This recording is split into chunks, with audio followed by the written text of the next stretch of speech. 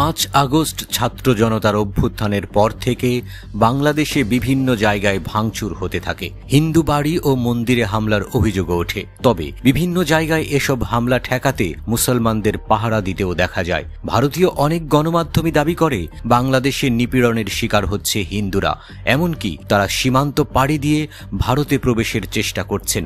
সংবাদ মাধ্যমগুলো সহিংসতার ভুয়া ছবি ও সংবাদ প্রচার শুরু করে, সেগুলো সোশ্যাল মিডিয়াতেও ভাইরাল হয়, ছড়ায় বাংলাদেশ বিরোধী মনোভাব।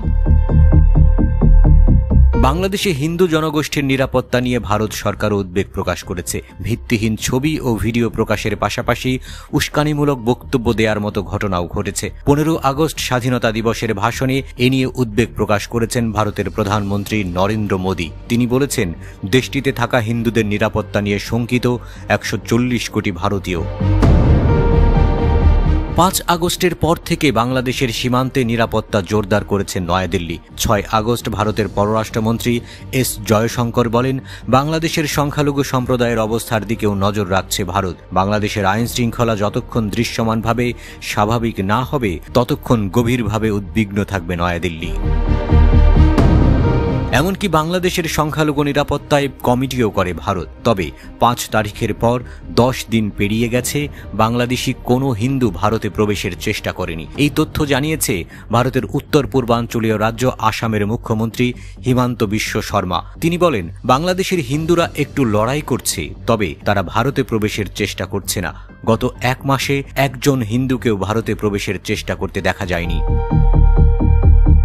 হিমন্ত বিশ্ব শর্মা বলেছেন, গত 1 মাসে 35 জন মুসলিম অনুপ্রবেশকারীকে গ্রেপ্তার করা হয়েছে।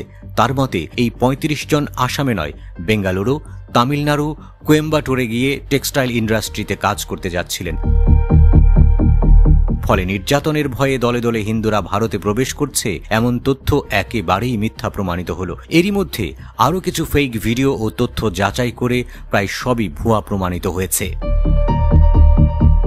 এই ধরনের পরিস্থিতি অত্যন্ত উদ্বেগজনক, কারণ এটি 2 দেশের সম্পর্কের উপর নেতিবাচক প্রভাব ফেলতে পারে এবং সাম্প্রদায়িক উত্তেজনা বাড়াতে পারে। বাস্তব ঘটনার উপর ভিত্তি না করে মিথ্যা তথ্য ছড়ানোর ফলে পরিস্থিতি আরও জটিল হয়ে উঠতে পারে। ফলে গণমাধ্যম বিশ্লেষকরা বলছেন, সংবেদনশীল পরিস্থিতিতে ভারতীয় গণমাধ্যমের সতর্কতা অবলম্বন করা উচিত, যেন তারা সত্যতা যাচাই করে সঠিক তথ্যটি প্রচার করেন।